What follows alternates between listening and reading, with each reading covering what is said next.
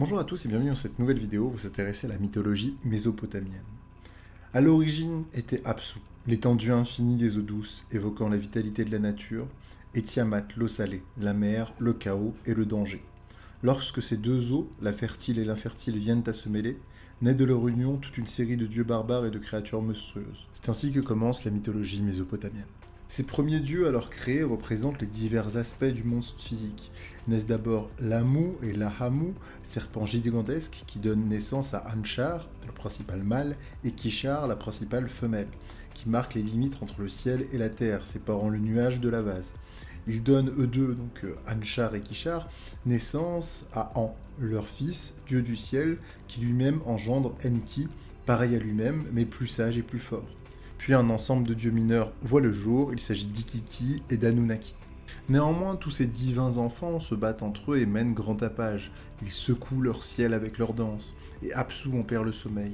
Alors comme Océanos, comme Chronos dans la mythologie grecque, il décide de les supprimer. Mais lorsque Enki, source de sagesse, l'intelligence lumineuse invente ce projet, il tue Apsu et s'empare de sa couronne. Par la suite, il établira une demeure avec son épouse, Denmika, sur le corps d'Apsu. C'est alors que Denmika donne naissance au divin Marduk, le dieu de la lumière, du soleil et de la foudre. Tiamat, quant à elle, mère originelle, est furieuse du meurtre de son époux. Elle prend alors une terrible résolution. Tout ce que nous avons fait, nous le détruirons, que leur route soit pleine de misère. Par la suite, elle complotera avec les autres dieux et modèle des armes pour eux. Ils ont hurlé, grogné furieusement, prêts pour la bataille, tandis que la vieille sorcière, la première mère, enfantait une nouvelle couvée. Cette nouvelle couvée, à qui Tiamat donne le jour, est constituée des 11 monstres les plus terrifiants que l'on puisse concevoir. Aigles et dragons, chiens furieux, ouragans, oiseaux tempêtes, lions géants, serpents hideux aux crochets venimeux, avec lesquels elle compte exercer sa vengeance. Elle élève Kingu, l'un des dieux qu'elle a engendré, pour la servir au rang du général de son armée, et en fait son époux. Elle lui confiera même les tablettes du destin.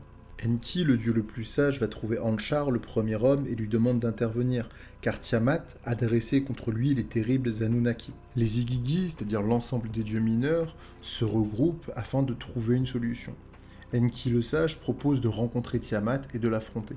Qui de nous deux est impétueux dans la bataille? Le héros Marduk, lui seul est assez fort pour nous venger. Marduk accepte donc de mener contre Tiamat le combat, mais exige le pouvoir suprême. Marduk, je vous rappelle, c'est le dieu de la lumière, du soleil et de la foudre. Un miracle vint sceller l'intronisation de Marduk. Les dieux ont placé un vêtement au milieu d'eux et s'adressent à Marduk. Seigneur, tu es le premier d'entre les dieux, parle et ce sera ainsi, ouvre la bouche et le vêtement disparaîtra. Parle à nouveau et le vêtement reviendra intact. En effet, quand Marduk parle, le vêtement disparaît et quand il reprend la parole, le vêtement revient. Les dieux ayant constaté l'efficacité de sa parole lui rendent hommage, Marduk est donc le roi. Pour le combat, Marduk fabrique un arc et un filet, il s'empare en plus d'une massue et de l'éclair. Par la suite, il montera sur le char tempête et fera surgir le déluge, le vent atroce, la tempête, etc. etc. Il se lance à l'assaut de Tiamat qui tient entre ses mains une plante venimeuse et qui hurle, lance des défis et crache de ses lèvres amères. Es-tu si important pour te considérer au-dessus de moi comme Dieu suprême? Les deux dieux, Tiamat et Marduk, se rejoignent pour effectuer un combat singulier. Marduk finira vainqueur de ce combat en s'appuyant sur le filet, les vents ainsi que sa lance. Quant aux acolytes de Tiamat, les 11 monstres qu'elle avait engendrés pour la soutenir dans son combat, jetés dans le filet, ils se retrouvèrent piégés, toute la bande de démons qui avait marché à ses côtés, il les mit au fer, leur lia les mains et étroitement encerclés, ils ne purent s'enfuir. Après avoir tué Tiamat et enchaîné les 11 monstres, il reprit à Kingu les tablettes du destin. Marduk va se reposer, va méditer au-dessus du corps de la mer monstrueuse, comment disposer de cette effrayante carcasse. Et il décidera de la couper en deux, dans le sens de la longueur, comme un poisson séché, dit-on.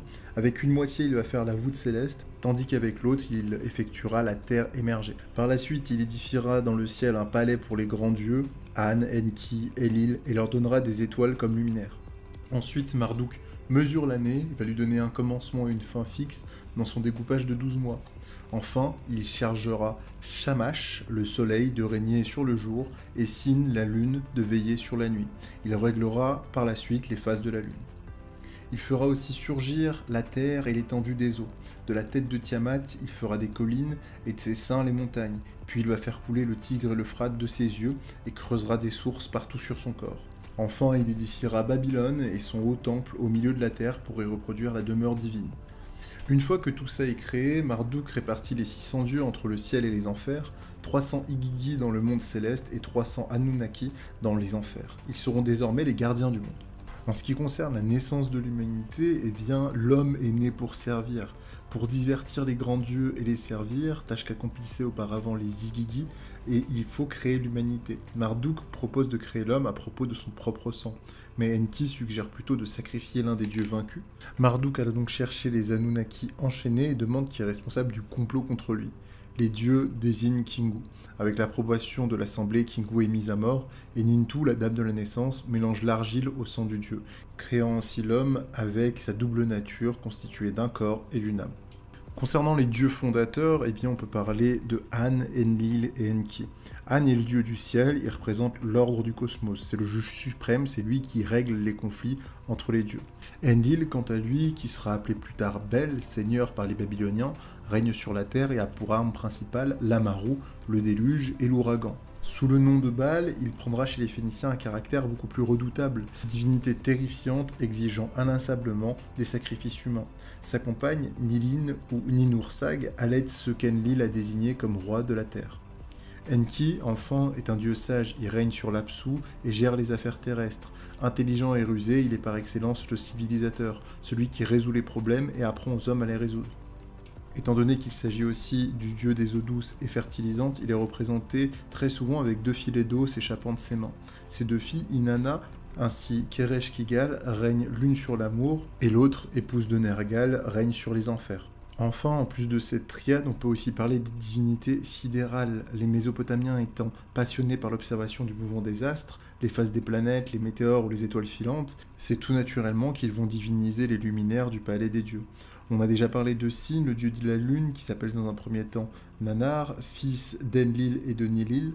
Il joue un rôle très important comme guide des caravanes, gestionnaire du temps et maître du calendrier. Shamash, quant à lui, est le dieu de la vérité, de la justice et des puissances. Ce sont ses 3 grandes caractéristiques. Il s'agit du dieu du soleil. Sa principale fonction consiste à inspirer les rois et à leur dicter des lois équitables. Inanna, quant à elle, est considérée comme la danseuse, déesse du ciel, de l'amour, de la fertilité et de la guerre, identifiée par la suite à la déesse phénicienne Astaré et à Aphrodite. Elle inspire la terreur aux dieux comme aux hommes. En effet, la plupart des mythes dans lesquels elle figure en font une déesse impitoyable, un monstre capable de tuer ses amis et ses amants. On peut aussi parler de Ninurta, seigneur de la terre cultivable. Il est comme le Mars des Romains, dieu de l'agriculture et de la guerre. Champion des dieux, il paraît armé d'une massue autour de laquelle vont s'enrouler 2 serpents. Ninurta s'illustre par sa victoire sur l'oiseau Anzu, mais il est surtout celui qui seul saccagea la montagne. Enfin, Hadad, quant à lui, le plus grand des dieux de la nature, est Hadad aux terribles colères, ou le maître de l'orage. Tantôt bienfaisant, tantôt destructeur, c'est lui qui est à l'origine de la pluie, mais aussi des sécheresses qui parfois ravagent le pays. Ainsi, avant de déclencher le déluge par exemple, il a sur Horde d'Enlil provoqué une sécheresse qui a failli faire disparaître l'humanité. Mais c'est aussi lui, par les crues fertilisantes des fleuves, qui assure la prospérité de l'agriculture. Il est parfois représenté debout sur un taureau ou terrassant un monstre marin. Les Mésopotamiens croient aussi aux génies. Ils sont soit bienfaisants, on les appelle les Lamassu, à tête d'homme et au corps de lion ou de taureau, et vous avez aussi les Lamastu, qui sont eux des démons stériles qui attaquent les femmes enceintes et tuent les nourrissons. Les Edimu, quant à elles, sont les âmes des morts restés sans sépulture, qui errent éternellement poursuivant les hommes de leur persécution. Une dernière catégorie se nomme les Galous, des monstres hideux issus des enfers pourvus d'un corps d'homme et d'une tête de lion. Ils s'introduisent dans la chambre des jeunes mariés pour y semer la discorde et propagent des maladies parmi les hommes et les troupeaux. Les génies malfaisants sont souvent rendus responsables de la maladie et de la mort, et leur pouvoir doit être maîtrisé au moyen de rituels conjuratoires et par la magie. Enfin, on peut aussi parler de la légende et l'épopée de Gilgamesh qui nous provient de la mythologie mésopotamienne. Voilà, c'est tout pour moi, j'espère que cette vidéo vous a plu. Si c'est le cas, n'hésitez pas à laisser un petit pouce bleu, à vous abonner si ce n'est pas déjà fait. Dans tous les cas, si vous avez des questions, n'hésitez pas à le mettre en commentaire. J'ai pas vraiment développé certains points que j'aurais aimé développer, mais la vidéo, faut pas non plus qu'elle soit trop longue. Donc si vous avez des questions, n'hésitez pas en commentaire, j'y répondrai, il n'y a aucun problème. Sur ce, je vous dis, prenez soin de vous, c'était Malicus, ciao ciao.